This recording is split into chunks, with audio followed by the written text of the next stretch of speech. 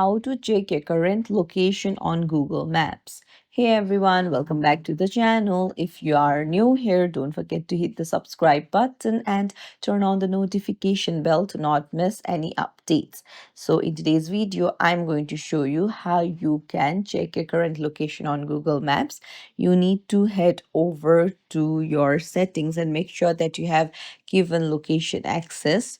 So scroll down, go to privacy and security, and there you'll find location services. Tap on it and make sure that it is toggled on, and then scroll down and find Google Maps and make sure that you have set it to while using the app or always, and make sure that precise location is turned on if you want the specific location.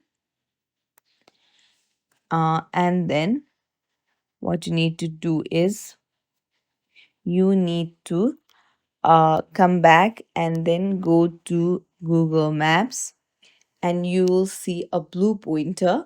That is exactly where your location is. It's as simple as that. If you found this tutorial helpful, don't forget to like the video and subscribe to our channel. Thank you for watching.